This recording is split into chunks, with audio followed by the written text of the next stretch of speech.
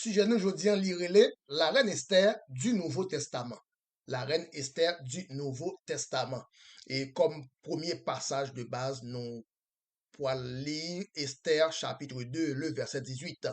Esther 2, verset 18, il dit, le roi donna un grand festin à tous ses princes et à ses serviteurs, un festin en l'honneur d'Esther. Un festin en l'honneur d'Esther. Ensuite, nous allons lire Apocalypse 19, le verset 7. Réjouissons-nous et soyons dans l'allégresse, donnons-lui gloire, car les noces de l'agneau sont venues, et son épouse s'est préparée. Et son épouse s'est préparée. Donc, nous poilons l'équivalence de la reine Esther dans le Nouveau Testament. Il faut vous dire que la Bible est très imagée et l'Ancien Testament, c'est l'ombre des choses à venir, ce qui concerne les prophéties à venir. Donc, en étudiant la Bible, ça qui passait dans l'Ancien Testament, ce qui s'est passé dans l'Ancien Testament, eh bien, va donc permettre de comprendre ce qui va se passer dans le futur, dans le Nouveau Testament. Car l'Ancien Testament, c'est l'ombre des choses à venir. Voilà pourquoi la Bible semble se répéter dans plusieurs passages, à plusieurs reprises. Et ces répétitions-là, eh bien, c'est pour confirmer ou annoncer des choses qui vont se passer dans le futur, mais en prenant les événements de l'Ancien Testament comme parchemin. Par exemple, il y a dans l'Ancien Testament un festin en l'honneur d'Esther, et le festin en l'honneur d'Esther véritablement annonce un festin prophétisé dans l'avenir. Un festin prophétisé dans le futur. Donc la version du festin d'Esther dans l'Ancien Testament, c'est pour annoncer une version nouvelle, le festin, le festin de l'épouse dans le Nouveau Testament. En fait, Esther n'était pas censée être la reine. De préférence, c'était Vasti, la reine, la toute première, la reine, la toute première reine dans le royaume. Mais il arrive un moment où Esther est devenue reine à la place de Vasti. À la place de Vasti, après que Vasti vint refuser l'appel du roi, l'invitation du roi.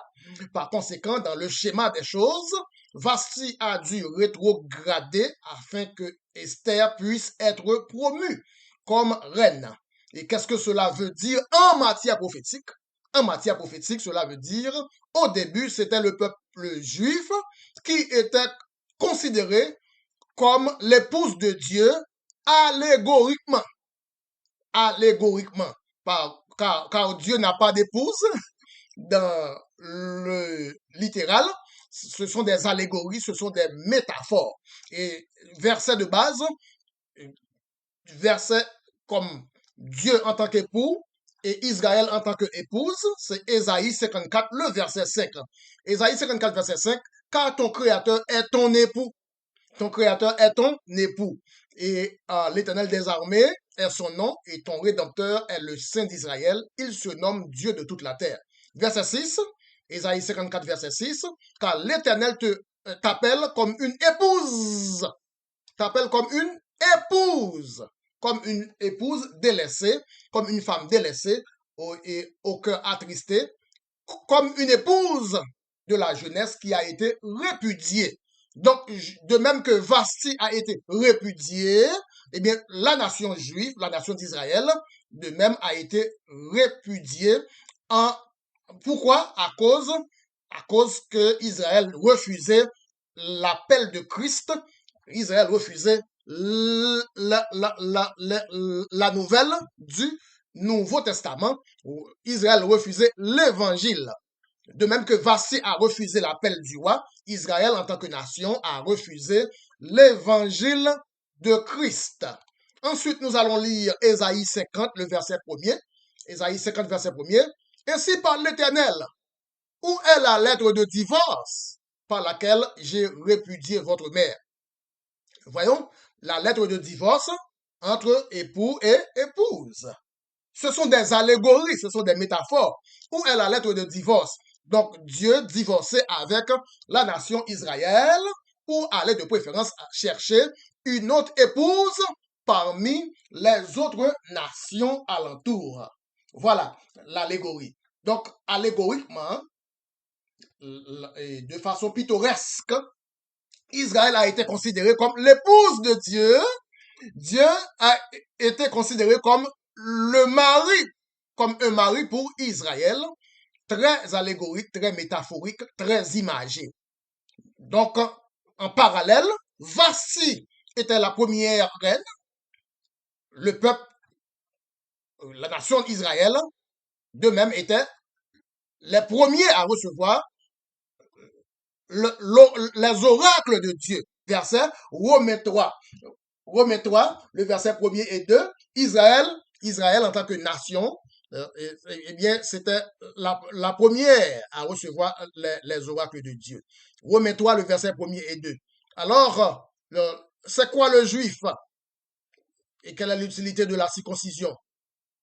De toute manière, tout d'abord, ce sont les juifs, tout d'abord, qui ont reçu les oracles de Dieu. Tout d'abord, parce que les oracles de Dieu leur ont été confiés tout d'abord, ou bien en premier lieu. Ils étaient les premiers à recevoir les oracles de Dieu. Mais si les Juifs ont été les premiers à recevoir les oracles de Dieu, de même que Vasti a été la première à être reine, Vasti a rejeté l'appel de Dieu. Les Juifs, de même, ont rejeté l'appel de l'évangile de Dieu en refusant d'être venus à l'évangile. Donc, voilà pourquoi, par similarité, Dieu a rejeté les Juifs pour aller chercher une autre épouse parmi les autres nations. Voilà la définition du premier sera le dernier sera le premier. Parce que Vasti, qui autrefois était en première position, va devenir en toute dernière position, alors que la reine Esther, qui n'était pas une reine autrefois, va prendre la place de Vasti en première position. Voilà pourquoi, pour le moment, les Juifs continuent à refuser l'évangile, mais nous autres, la nation, nous acceptons l'évangile de Christ. Nous sommes donc la reine Esther du Nouveau Testament. Les derniers seront les premiers. Nous étions les derniers. Maintenant, nous sommes au timon des affaires. Nous sommes en première position. Et ainsi donc, comme conséquence, les Juifs du dernier temps, pour rater l'enlèvement, les Juifs du dernier temps rateront l'enlèvement, car les Juifs qui étaient autrefois les premiers seront les derniers. Les Juifs du dernier temps vont rater l'enlèvement, car aucun Juif du dernier temps, pas les Juifs du premier temps, car Paul était juif, Pierre était juif. Je parle des Juifs du dernier temps. Aucun Juif du dernier temps pas participé dans l'enlèvement. Tout Juif dans le dernier temps, moun qui vrai juif, pas faux juif, non, vrai juif, qui t'a juif vraiment, quel que soit moun qui vrai juif dans le dernier temps, la Bible dit il a raté l'enlèvement, il a pour arrêter pour la grande tribulation, s'il y a pour sauver, il y a pour sauver après l'enlèvement. C'est ça la Bible dit. Alors, on va côté d'autres versets à nous, côté juif, pour rater l'enlèvement, nous pour aller dans Matthieu 8, versets 11 et 12. Matthieu 8, 11 et 12, je vous déclare que plusieurs viendront de l'Orient, plusieurs viendront de l'Occident, plusieurs viendront du Nord et du Sud et seront à table avec Abraham, Isaac et Jacob dans le royaume des cieux. Cependant, les fils du royaume, ceux-là qui se sont considérés comme fils du royaume, fils d'Abraham, les Juifs, bien entendu, ils seront jetés dans les ténèbres du dehors où il y aura des pleurs et des grincements de dents. Alors, bien sûr, il y a un seul salut, mais il y a différents groupes de sauvés. Une partie de sauvés seront sauvés pendant l'enlèvement, une autre partie de sauvés seront sauvés après l'enlèvement, car après l'enlèvement, c'est la grande tribulation. Les Juifs du temps de la fin, pas programmés pour être sauvés dans l'enlèvement, mais seront sauvés après l'enlèvement. Voilà pourquoi la Bible dit les premiers seront les derniers. Les premiers seront les derniers. Cependant, nous autres, les nations, nous autres qui étions les derniers, maintenant nous sommes donc passés en première position.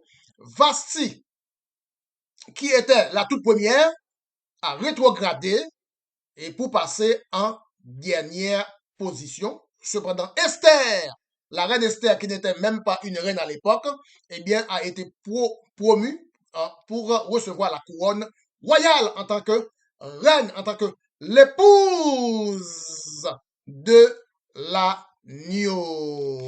Voilà, c'est la fin de cette émission pour ce sujet, le sujet d'aujourd'hui. C'était la reine Esther, l'équivalent ou bien l'équivalence de la reine Esther dans le Nouveau Testament, c'est-à-dire l'épouse de l'agneau, Apocalypse 19, le verset 7. C'était avec vous la Bible à 100% avec votre très humble et très simple frère, le frère Bruno. Bye bye.